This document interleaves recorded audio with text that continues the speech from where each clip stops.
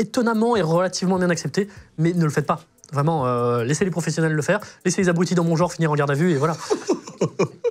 Pour finir, il y a une histoire qui est assez folle, c'est que tu es allé en Tunisie. Oui. On va parler du jet de Saddam Hussein.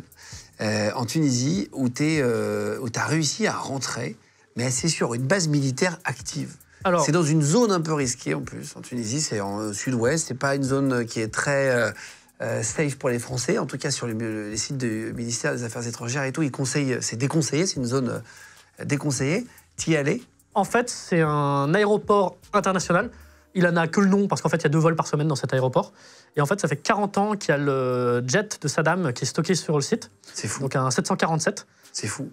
Pour ceux qui n'ont jamais vu un 747, c'est un putain d'immeuble. Ah, c'est énorme. Ouais. 747. Un 747, c'est gigantesque, vraiment. Et en fait, moi qui ai déjà fait des aéroports, je connais un peu le fonctionnement et tout. Et en fait, côté piste, c'est relativement tranquille. C'est pour ça que j'avais proposé ça avec l'équipe. Et du coup, on a fait un repérage en Tunisie pour préparer ce tournage. Et du coup, ouais, j'ai tapé le jet de Saddam, qui était fermé depuis 40 ans. Donc une capsule temporelle, vraiment. Incroyable. C'est certainement l'un des endroits les plus fous que j'ai fait. Parce que l'avion de Kadhafi avait moins cette aura-là. Parce qu'il était déjà un peu démonté. L'avion de Kadhafi est à côté de Perpignan, si je dis pas de bêtises, vers Rivesaltes. Et tout le monde était au courant, c'est très drôle. C'était à côté de l'aéroport, on le voyait quand on passait sur la route. C'était dans l'aéroport, en fait, c'était sur un tarmac, dans une zone de rentré dans l'avion? Bah oui, la vidéo est sur ma chaîne. Alors que c'est double barbelé, je sais même pas comment t'as fait, c'était surprotégé. Tu sais que moi j'ai fait une demande pour y aller, on m'a dit non. Et toi t'avais pas demandé, t'y allais gros. Et il paraît que les robinets étaient en or, etc. Alors, c'est full bullshit. C'est vrai? Par exemple, dans un reportage de l'AFP, d'un journaliste qui est allé dans l'avion de Kadhafi lors de la révolution c'est pas en Tunisie, c'est en Libye, ils avaient dit il y a un jacuzzi dedans, les robinets sont en or et tout. L'avion est luxueux. Quand tu vois un jet privé moderne actuel, c'est de la merde. Mais vraiment, tout est en plastique, machin. En fait, c'est un avion qui a 30 ans, donc tous les matériaux doivent être quand même relativement légers parce que c'est un avion. Mais t'as un petit luxe, quoi. C'est une petite suite, machin. T'as une douche dans l'avion. Chaque toilette a un bidet pour les ablutions et tout. Donc, c'est quand même un peu luxueux pour un avion. Globalement, tout l'avion, c'est une première classe. D'accord. Mais on n'est pas sur un truc de fou avec des... Oui, c'était pas une orgie non plus de... Des trucs en or. T'avais pas une pièce pour un harem. Et donc, attends, donc tu vas là. Et là, comment est-ce que tu rentres sur cette base en Tunisie, dans l'avion de Saddam Hussein? Bah, en fait, sur les 2 aéroports, c'est exactement le même concept. Tu fais un repérage, tu regardes un peu comment ça fonctionne, s'il y a des caméras, on va des pas trop expliquer, mais voilà.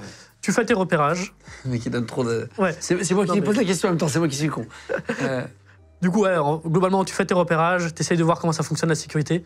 Sur l'aéroport de Perpignan, bien entendu, c'était un peu plus sécurisé, parce que c'est un aéroport qui a beaucoup plus de trafic, c'est en France, machin. Par contre, en Tunisie, comme l'aéroport est un aéroport très peu actif, vraiment, il y a 2 vols par semaine, je crois. En fait, tu vois qu'il y a un peu d'activité, mais il se passe que dalle. Vraiment, en une nuit, j'ai vu personne. Il n'y avait pas une voiture de patrouille qui fait le tour et tout. Et en vrai, le truc qui me faisait le plus flipper dans cette infiltration, c'est que je devais un peu me cacher, passer par les buissons et tout pour pas regarder et tout. C'était putain de scorpion dans le désert. Ah ouais. Oui. T'avais une lampe UV ou pas, non? Non, j'en avais une.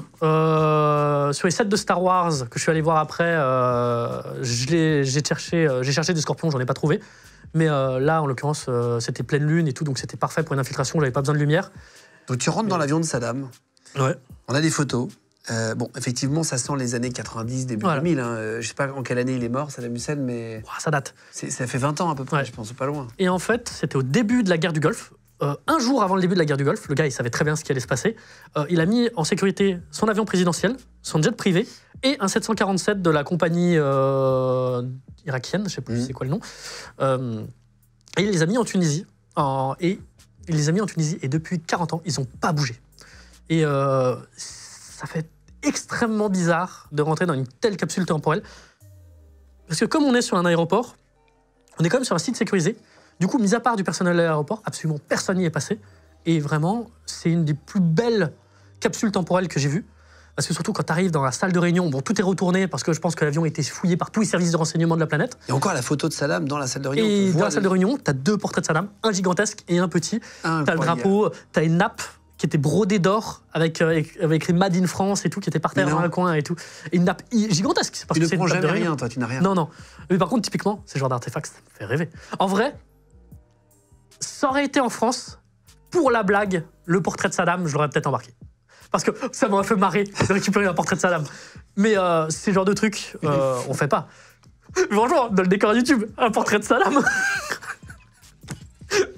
C'est drôle quand même. Mais, non, mais voilà. c'est sûr que. Mais dans tous les cas, c'est le genre de trucs qu'on fait pas. Quoi. Non, mais en plus, c'est la photo de Saddam il y a longtemps. Ouais, en costard et tout. Ouais, c'était la photo. Et ce qui est drôle, c'est que Saddam, il avait une classe quand même. Bon, c'est un dictateur, du coup, je le. Non, je flatte pas non plus. On parle pas de ça, mais il avait une prestance, Saddam. Oui. Vraiment, c'était un mec. Kadhafi, il avait son look de bédouin. Et voilà, c'était vraiment un peu plus traditionnel. Mais vraiment, Saddam dirait un putain de gangster sur ses photos. Tu sais, avec son costard et tout, sa grosse moustache. Tu sais, tu pourrais l'appeler le chapeau, le gars. À l'intérieur, il y a des gros fauteuils. Bon, c'est ancien, mais c'était quand même assez luxueux. Il y a une grosse salle de réunion. Alors, comparé à l'avion de Kadhafi était un peu plus luxueux. Mais là, ouais, la partie pour le staff, c'était vraiment un 747 normal. T'avais des salons un peu plus luxueux pour tout ce qui était un peu plus proche du président. Et t'avais une chambre. Et en fait, le seul vrai luxe qu'il y a, bon, c'est déjà qu'il a une chambre perso, mais bon, c'est le président, c'est pas incroyable. C'est pas non plus. Il avait un petit bureau. Et surtout qui était vraiment luxueux pour un avion aussi vieux, c'est qu'il y avait des giga-projecteurs avec des écrans de cinéma. Ah ouais. Voilà. En fait, c'est vraiment le seul luxe qu'il y avait dans cet avion, c'est ça. Et en fait, quand tu imagines ces vieux dictateurs, t'es en mode, ouais, les gars, ils devaient avoir des sièges en or, une pièce pour le harem, voilà. En fait. Et en fait, non, l'avion est relativement banal. Quand tu vois les 747 qu'ils ont les princes saoudiens maintenant avec 30 tonnes de marbre dedans, t'es en mode, ah ouais, c'est pas la même, quoi. Ouais, en fait, bah oui, après, ça reste à l'époque. Donc les voitures étaient moins luxueuses aussi. C'est ça. Mais ouais, c'est assez marrant de voir l'évolution et tout, et c'est fou comme lieu, quoi. Et aujourd'hui, tu gagnes de l'argent avec tes vidéos, tu en vis ou tu as une boîte à côté? Comment tu fonctionnes? Alors, l'exploration et ma chaîne YouTube, c'est totalement anecdotique, parce que je sors très peu de vidéos, parce que déjà, j'ai pas forcément beaucoup de temps pour en sortir plus.